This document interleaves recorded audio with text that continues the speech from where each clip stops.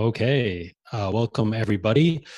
Today's session, countdown to the A Better Business workshop, where Debra Taylor of the workshop is going to give you a preview of what she'll be teaching in her workshop and how it can help you better serve your clients and gain new ones while working smarter, not harder.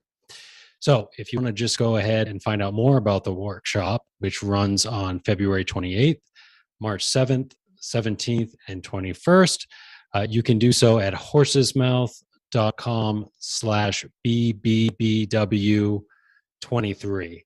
I'll put that link into the chat for those of us in Zoom, and for those watching on the stream, it's on your screen now. So in today's review session, I'm going to focus on day one of the workshop, which includes session one, growth and profitability trends, and session two, know your why. So Sean Bailey, editor-in-chief at Horse's Mouth, take it away. Thanks, Doug. Welcome, everybody. Thanks for taking time out of your day to check in on what Debbie and I are talking about today. Debbie, good to see you. As Doug was just saying, Debbie puts on this fabulous Build a Better Business workshop. She's been doing it now for probably, I don't know, maybe 5 years or so. And hundreds of advisors have gone through it. Everybody comes out of it, raving about, what a mind-opening experience it is. And one of the things about it is that Debbie puts out her entire playbook throughout the workshop. And one of the things that we've done recently, it's a little different, is instead of it being in 4 consecutive days, like we've been doing virtual workshops since the start of COVID, we decided instead for this to spread it out, 1 3-hour session once a week over a 4-week period. That way you and your team can go back and digest what you've learned, even start to try and implement it, or just think about it, and then be able to come back to the next session with some good follow-up questions for Debbie. And so I feel like stretching it out that way has made this opportunity even more valuable, because you have access to Debbie over, 3 hours once a week for 4 weeks. Really gives you the chance to be fresh and be on it, and asking good, valuable questions about how to translate some of the things that you learn in the workshop into your own practice. So keep that in mind. And the other aspect, Debbie, you just want to go ahead and mention, the important point about how the workshop isn't about you becoming Debbie Taylor. It's really about, I'll let you finish that, Debbie. Yeah, I think most people wouldn't want to become Debbie Taylor. And so, look, the workshop is over several days. It's like, 12 hours of content. And the idea here is to improve your practice, however that makes sense for you. So there's a certain path that I've chosen, and obviously it's been a little bit of an evolution. It's not to say that path is going to make sense for you. So we will lay out different options, different way to approach things. So I'll give you an example, is when we're talking about fees, for example, right? Fees and services is typically how I approach it. Is I give you the data. So you don't have to take my word for it. I'll share the research with you. I'll share the data to sort of open our minds and sort of start the dialogue.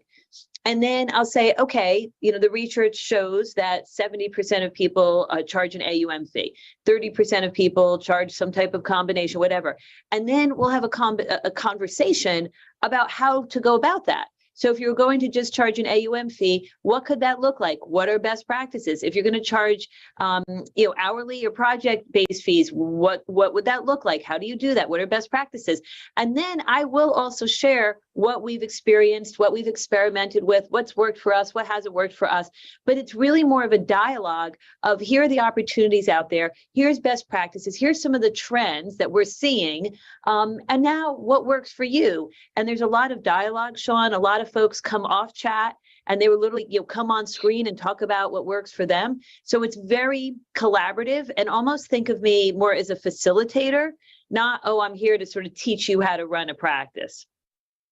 Yeah, and that is what makes it such a valuable experience for everyone. We've heard over and over again.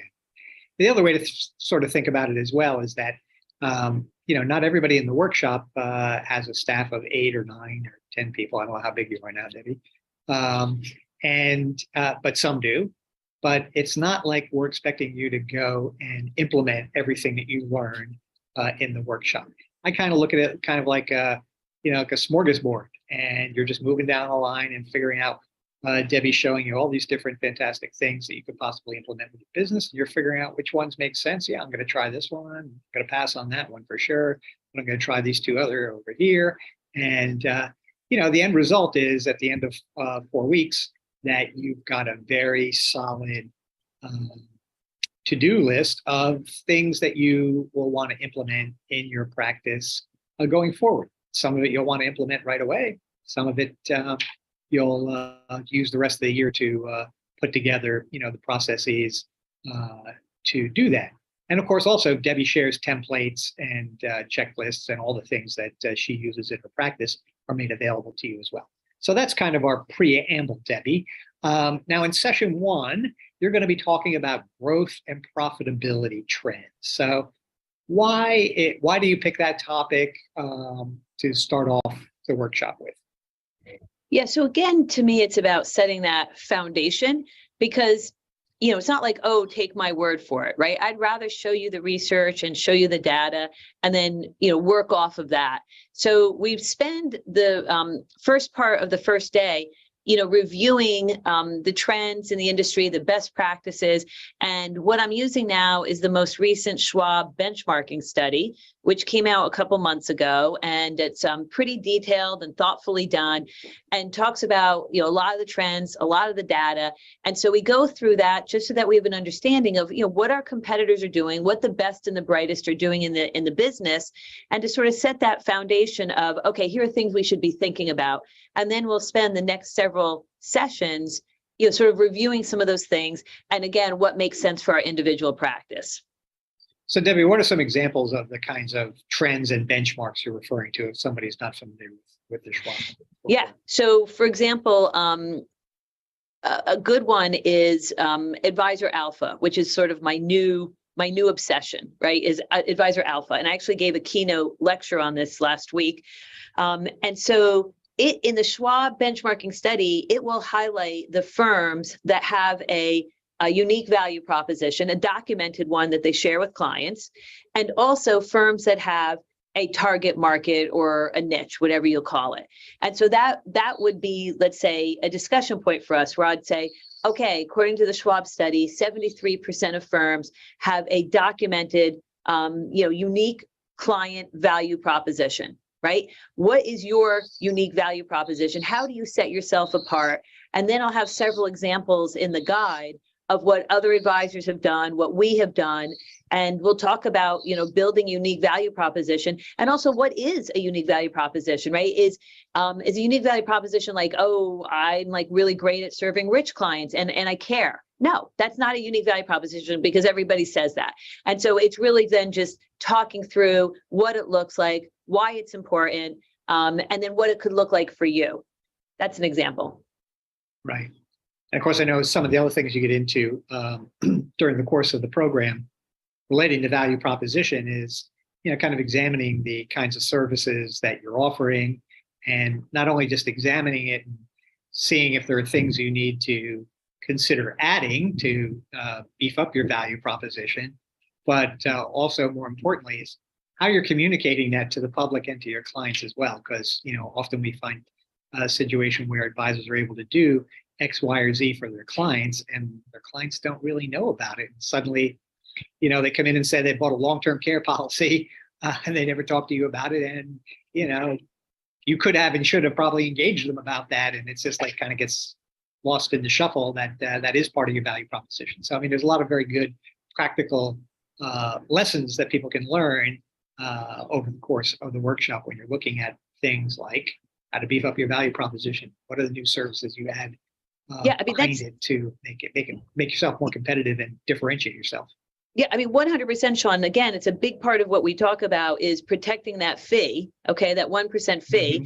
And years ago, the theory was that we would have to give up on the 1% fee, because how are we going to compete against a robo advisor that's only charging 10 or 20 basis points? Or how are we going to compete against, the guy or gal on the highway is what I call them, right?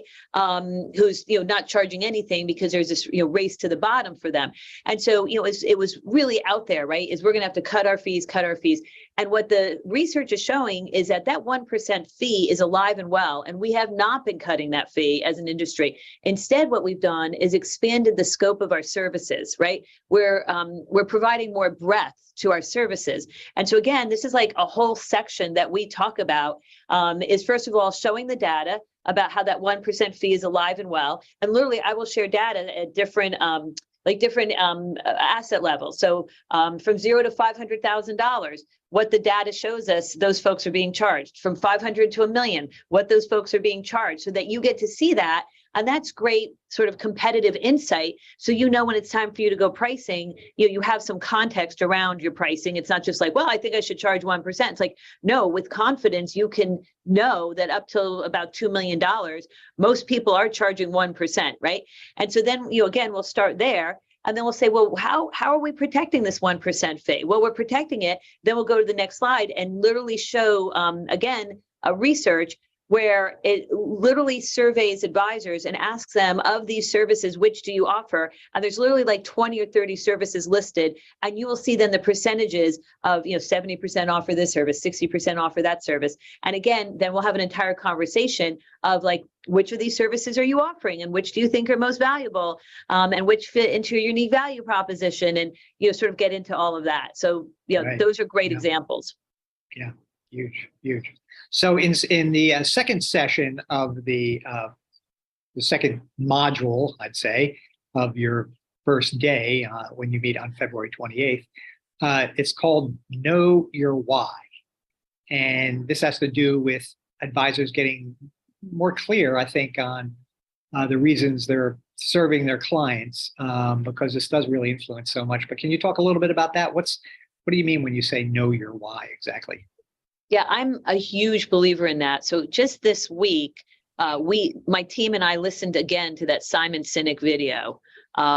Basically, that Know Your Why. It's a TED Talk. It's about 18 minutes long, and it's just so compelling. And I listen to it a few times a year. And of course, I've seen him speak in person. And so that's really the genesis of the chapter, is Know Your Why, is really the idea behind the Simon Sinek talk, is sort of bringing passion to what you're doing, and knowing your why, right? Why are you here? How are you trying to make a difference in clients' lives? And then again, building off that into your mission statement, and again, your unique value proposition, which then ties into your target market or your niche. And so to me, the two sort of are connected, because if you're like, hey, I'm really passionate, right? Know your why, right? So I'm really passionate about serving women, right? That's the thing then that you're going to put all your time and energy into. That's the thing you're going to get really good at. That's going to be then your unique value proposition, right? And that then can become your target market or your niche. And so to me, it starts with knowing your why, right? Why do you get up every morning? Why are you in this business? How are you trying to make a difference, or who are you trying to help, right? Is know your why. And then from there, you're building out your mission, your unique value proposition, and then ultimately your target market. Right. Yeah, particularly like the end result there of really knowing and understanding your target market. But following the process that you're recommending there seems much more organic, as opposed to an advisor who may look at a list of potential niches and just pick this one because, it sounds good, or, my father was a NASA engineer, so maybe I should focus on engineers or whatever. But instead, to go more to your own core personal reasons for, why you're in this business. For instance, at Horse's Mouth, we know our why. Our why is to help you succeed by helping you succeed with your clients. That's why we put on programs like Debbie's Build a Better Business Workshop. And so knowing the why definitely, becomes your North Star. And everything that you do, things that you add and things that you drop as you move forward in time, polishing and beefing up your firm. If it conforms with your why, then you're just going to, benefit from it in so many different ways. So, yeah, Debbie, so what, you want to tell us a little bit about your why? Yeah, I mean, I think in all honesty, for many years, my why was a little bit more broadly defined, right? Where we were just trying to put food on the table. Let's be honest, a lot of us are out there just, trying to make a living. And so my why began with really trying to make a difference in our clients' lives. Okay. And that is what drives me every single day. And it's just recently within the last couple of years that a sort of a subset of my why is really helping these women, particularly these widowed women. And so I would say that's my why is broadly is I want to make a difference in people's lives. And that is my passion. That is my motivator. But my target market, my niche, my competitive advantage is really helping these widows with my tax background, my legal background, and helping them get through and understand the tax laws and how to position them for success going forward through that transition. Yeah, for sure. Doug Pierce, can you throw me the share for a second? Oh, actually, never mind. I see I have it. We just have a couple more minutes here, and I thought I'd share something that I've been working on here at Horse's Mouth relating to our master membership program, but it has something to do with Debbie's workshop too, because this is, basically a business model flywheel.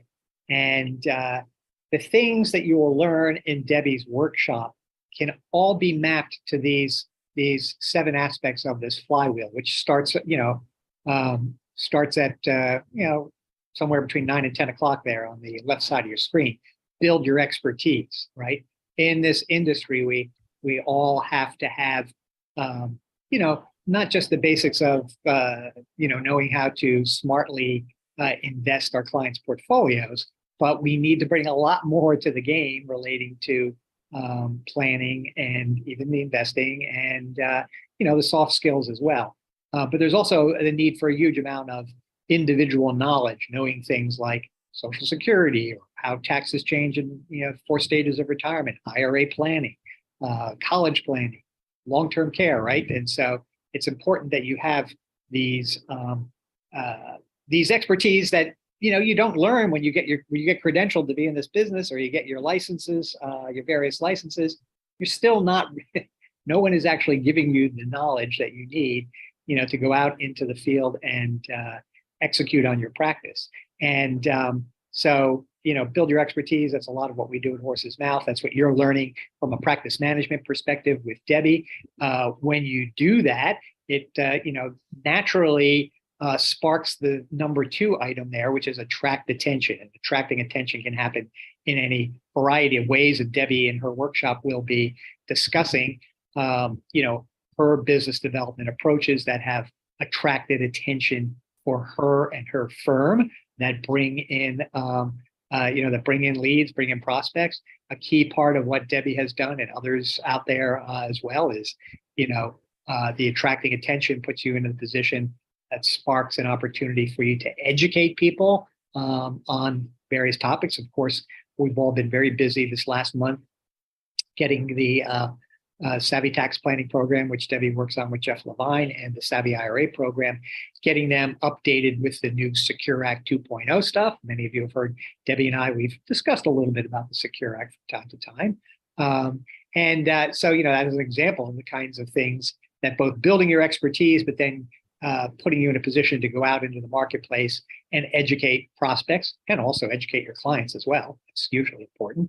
And spinning out of that, Debbie will talk about number 4, starting conversations. How does she move from, engaging with people in a variety of settings to, bringing them in for that one-on-one meeting that ultimately sparks number 5, right? The winning clients, where people are then, come on board as a client. And then you can see each one of these elements, the deepening the relationships and the expanding of networks. These are all kinds of things that in the 4 weeks that you'll spend with Debbie, you're going to learn so much from her that map to this business development flywheel that is just something I've just recently developed and thought I would share. Debbie hasn't even seen this, I don't believe.